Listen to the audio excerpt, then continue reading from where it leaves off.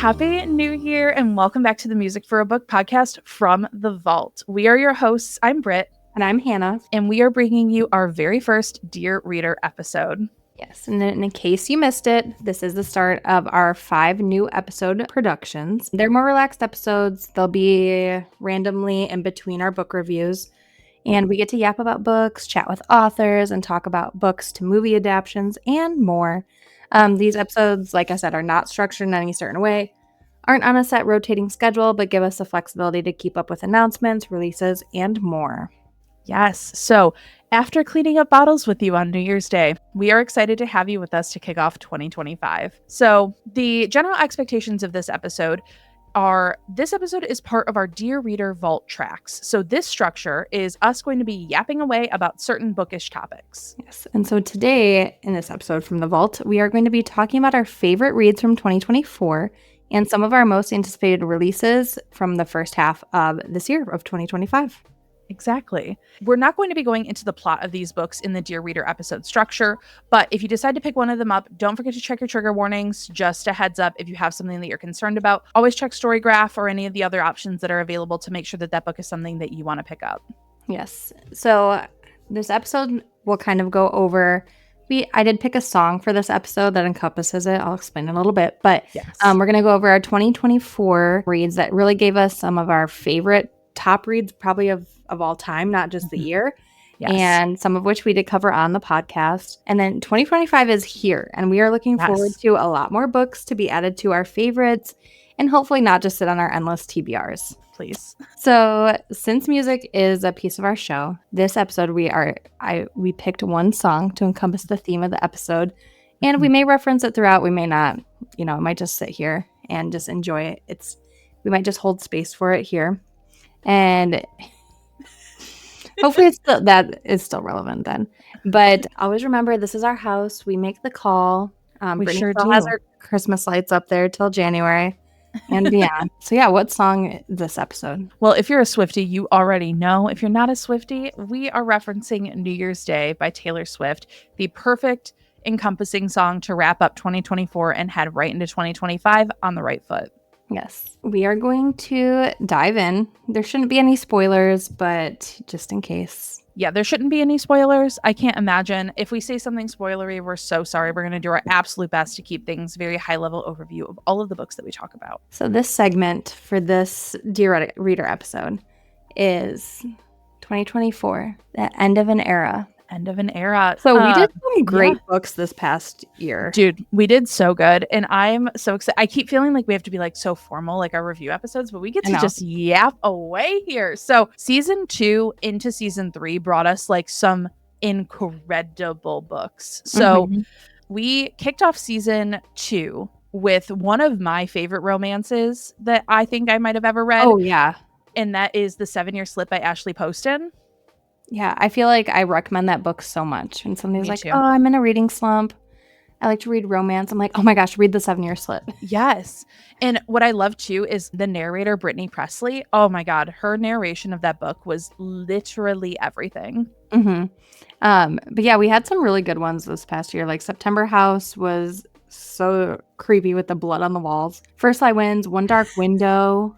One Dark Window led me to Two Twister Crowns, which I'm going to talk about in a little bit. And then we did Recursion by Blake Crouch, which was our first sci-fi on the pod, which was so good.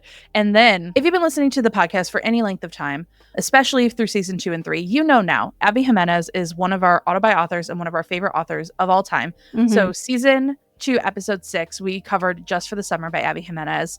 And that is a 6-star read for both of us. One of my favorite books of all time. I love that book with my whole heart. Oh, yeah. And then the next 2 were actually Michigan-based ones, which are pretty cool. So Murder Road and Funny Story. Very different vibes, but both took place in northern Michigan, so it was pretty cool. Yep. Then Listen for the Lie. Listen for the Lie. Which was wild. A wild story. A wild episode. Crazy episode.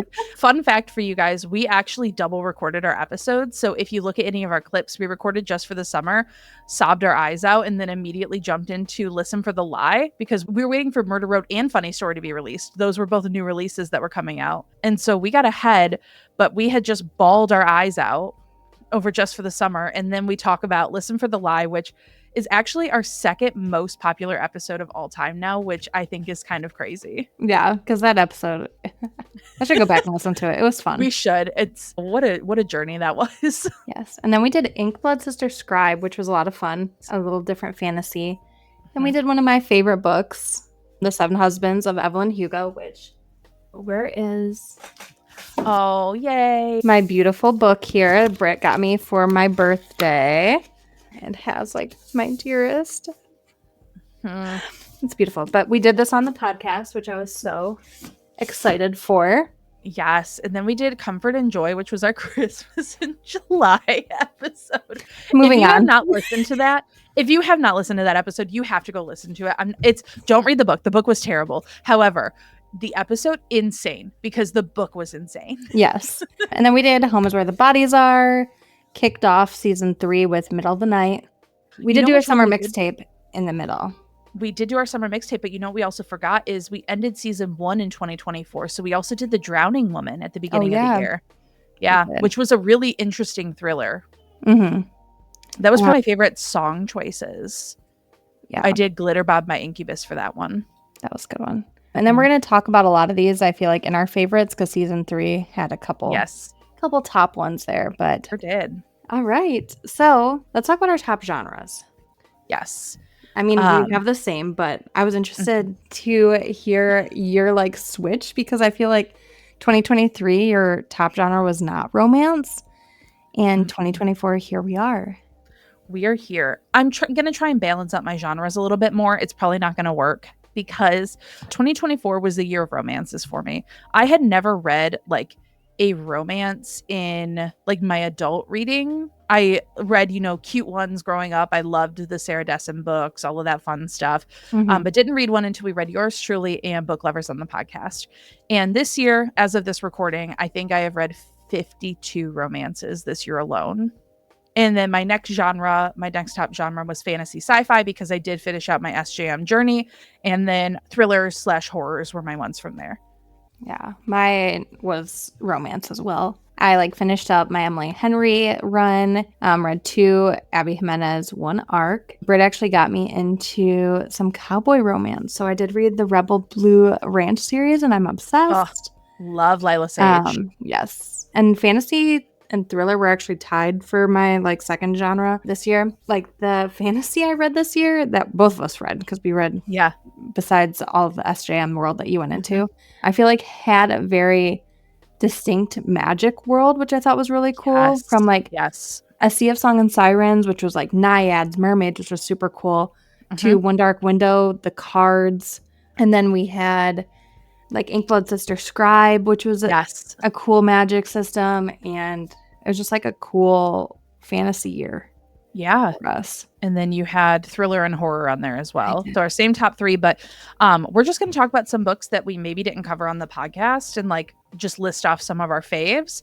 And then we're going to do like a top 5. I'm going to preface this by saying that I picked 5 books that I rated 5 stars, and my top 5 definitely changes all the time.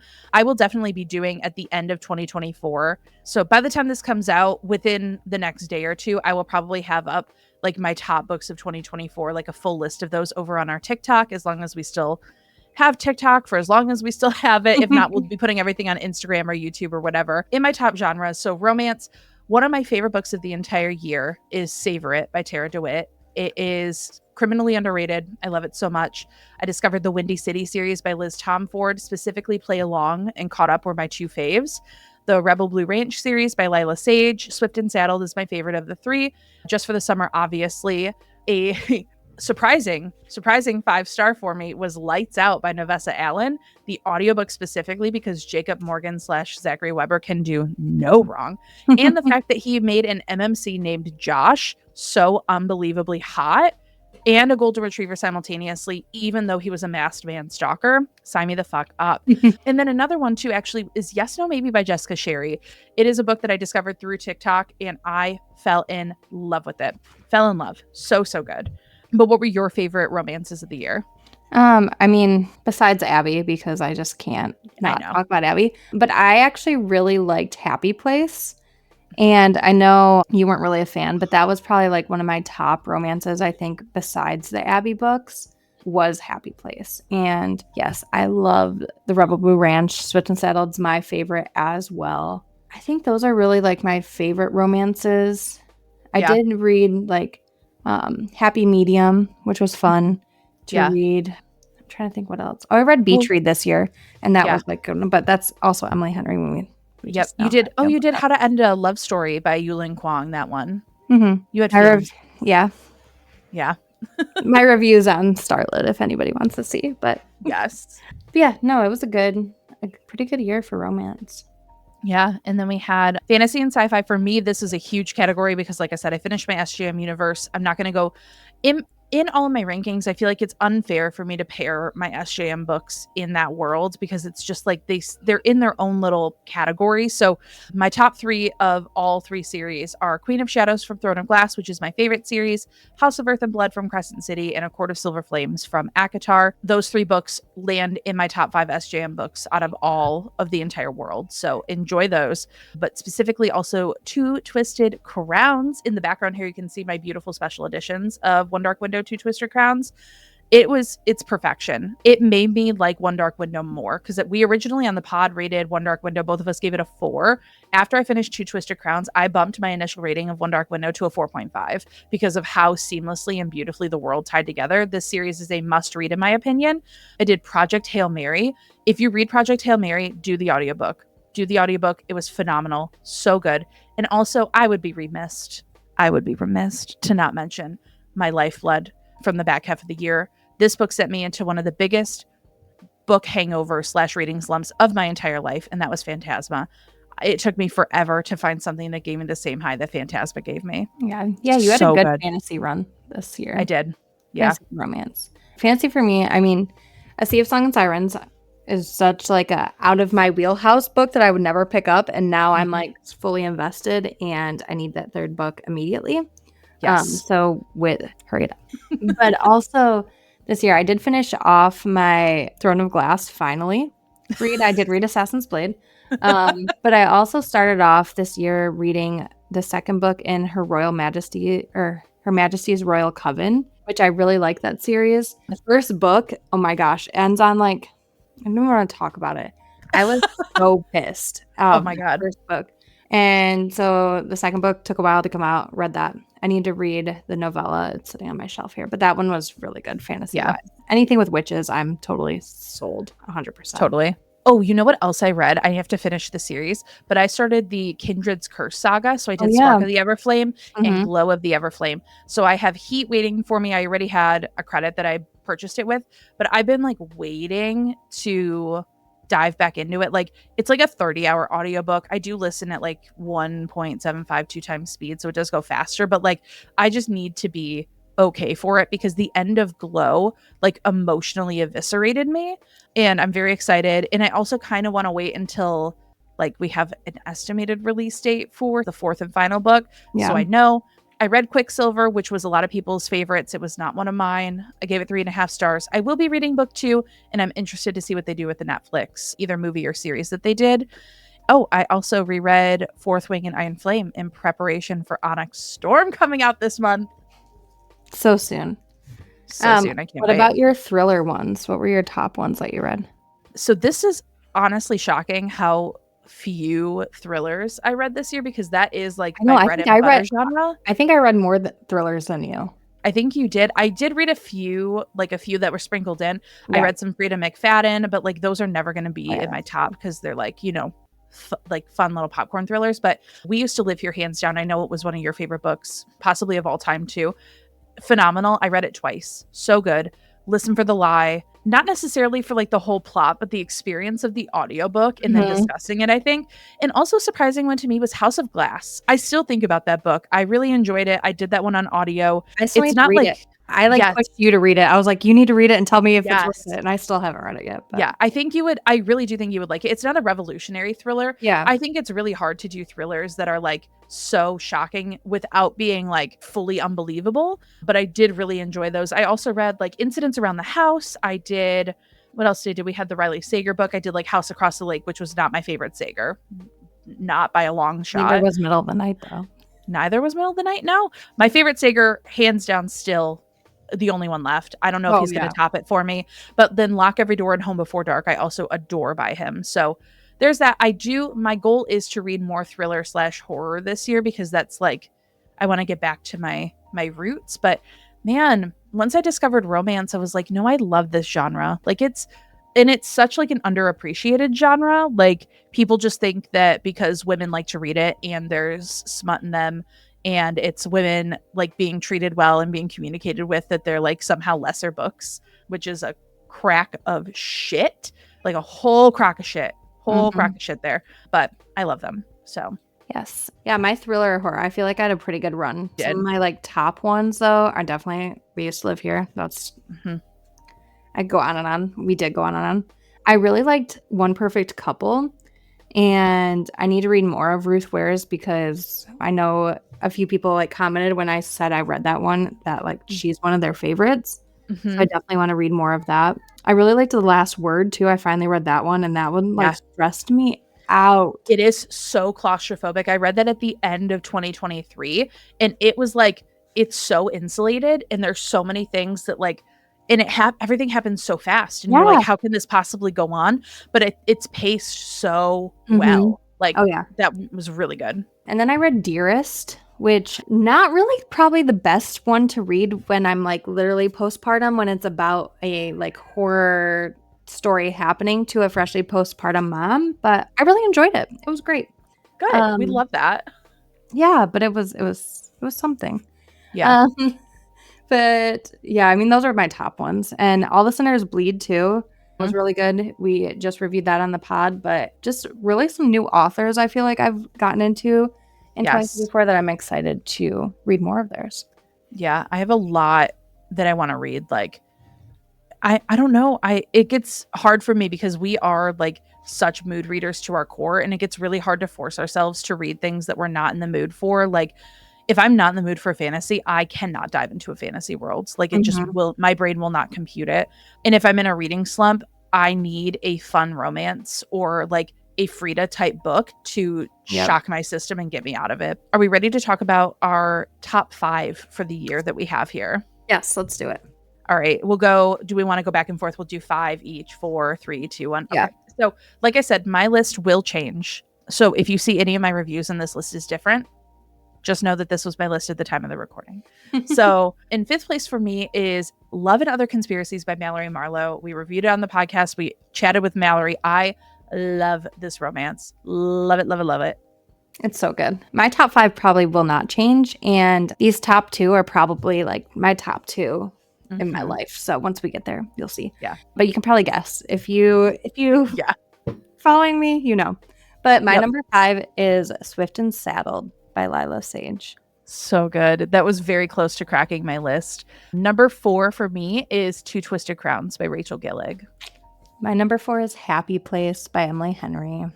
Love it. And like I said, I am leaving SJM off this list because otherwise this whole list would be pretty much SJM, which is like, no. But number 3, I read it twice. Fuck, I love this book. Play Along by Liz Tomford. Oh, it's so good. So good. My number 3, and I can't wait for you to read this in a few months because I can't wait. I just can't wait. Is Say You'll Remember Me by Abby Jimenez, because I got my art copy.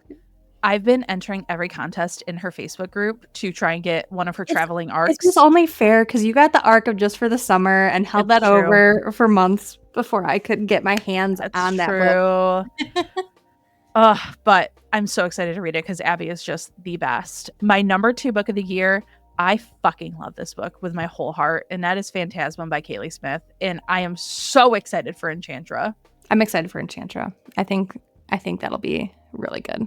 Cannot wait. My number 2 is We Used to Live Here by Marcus Claver. I want that to be in my top 5 as well. Can I make a top 5 like a top 10? Like, can I do like, no. 1 and 2? It's gonna change, I'm telling you. My number 1, I feel like this is a book that just like got me to my core, and I cannot wait for Left of Forever, but it's Savor It by Tara DeWitt. I did read this one twice as well. I Am Sage, Sage is Me. This is just a book that you know, everyone might not resonate with it, but it was a book for me. I understand. My number one, no surprise, Just for the Summer by Abby Jimenez. Yes. Here's the thing, guys. Just for the Summer is one of my favorite books of all time. The reason that I didn't put it as my number one is because I technically got my arc at the end of 2023. You did. And so when I read it this year, it was a reread for me. And so I had its time to shine last year. So I wanted to shine a light on the other books that I read for the first time in 2024. Yes. Yep. All right. Now we are moving to this year. And I tried to find a cute like Taylor Swift reference, but it was kind of hard. But this is the best I could do. Yep. So, 25 years old. How were you to know that this year is going to be the best TBR one yet? And it's a stretch because that lyric is literally from Dancing with Our Hands Tied. And it's like, 25 years old. So I just said, 25. So it's cute. I love it. So let's look at our January ones. Coming in strong, we have Witchcraft for Wayward Girls by Grady Hendrix, which is, I think, a witchy one. So I'm excited for that. Yes. And I think at this point, we will have announced that we are covering this one on the podcast. So if we didn't, congratulations, you get first peek. But I'm pretty sure we would have announced it by now. And then we have Unromance by Erin Connor, comes out January 14th. So excited for this one. And then we have Onyx Storm by Rebecca Yarros. So the third one in the Fourth Wing series, January 21st. Cannot wait. We're going to a midnight release party at a local bookstore. We're very excited for that. Yes. And then Out of the Woods by Hannah Bottom Young on January 28th. I read Out on a Limb and I loved it. It is accidental pregnancy out on a limb. I don't like accidental pregnancy and I loved this book. If you're skeptical of it, read this book. I've been telling Hannah about this one for a minute, but this is the second installment in that. February, I think you need to say this next one because I am way behind in this series. Yes, so we have Scythe and Sparrow by Bryn Weaver. So it is the final installment in the Ruinous Love trilogy. So Butcher and Blackbird, Leather and Lark, and then Scythe and Sparrow. And that comes out February 11th. I am excited for this one. Those are just my brand of dark romantic comedies. And then also on February 11th, we have First Time Caller coming out, which I'm excited for that one because that's a little romance one that sounds like it'll be fun. Yeah, like Sleepless in Seattle vibes. And then we have Rebel Witch by Kristen, I don't know how to say her last name, Ciccarelli, I think maybe. But she wrote, it is either the Crimson Moth or Heartless Hunter, depending on if it's UK or US branded. Very excited for that one. That's one that Hannah still needs to pick up. It's a YA fantasy. So good. Yes. And then we come to March and we have Our Infinite Fates by Laura Stephen, which the cover of that looks so pretty.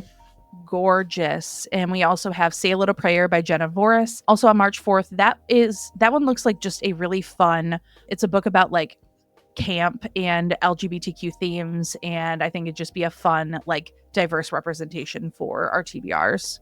Yes. Then we have Sunrise on the Reaping by Suzanne Collins. So we're going back to the Hunger Games on March 18th, which we cannot wait. I know. I'm going to reread this series. And I have not read Ballad of Songbird and Snakes yet, which is crazy for me. I just feel like I wasn't in it. So I want to reread those before that all comes out. And then we have... Just go through all of April because April is going to be your month. April is my month. We have Say You'll Remember Me by Abby Jimenez, April 1st. Enchantra by Kaylee Smith, April 8th. Wild and Wrangled by Lila Sage, April 15th. Great Big Beautiful Life by Emily Henry, April 22nd. And then Rewind It Back, the final book in the Windy City series by Liz Tomford on April 24th. April, I am so excited for. It's just going to be literally like a swoony, spooky month. And I just love it. Oh, I can't wait. And then we have May, which you think Brittany is going to be like still riding her high because we have Left of Forever by Tara DeWitt. So she's going to be so excited for that one. That is one of the like hottest book covers I've ever seen in my life. I'm obsessed with it. Yep. And then I'm excited for this one though too, to read another Rachel Gillig one, The Night and the Moth. Both of those come out at May 20th. Yeah, and that's a duology. So that's book one in a new duology. I love duologies and trilogies. Like not having to commit to a giant series. So good. So then we have, this is one that I know Hannah is very excited for because this is an author that she loves. And that is Atmosphere by Taylor Jenkins Reid. Yes. And that comes out June 3rd. And then Caught Up, your second one by Navessa Allen. And the follow-up to Lights Out comes out around June 10th. Yep. And then we have Sounds Like Love by Ashley Poston, another one of her, I believe it's going to be a magical realism romance, June 17th. Can't wait. And then Lisa Jewell is releasing Don't Let Him In on June 24th, which I cannot wait for because none of this is true I still think about. Yeah, that one was so good. And the description on this one seems amazing.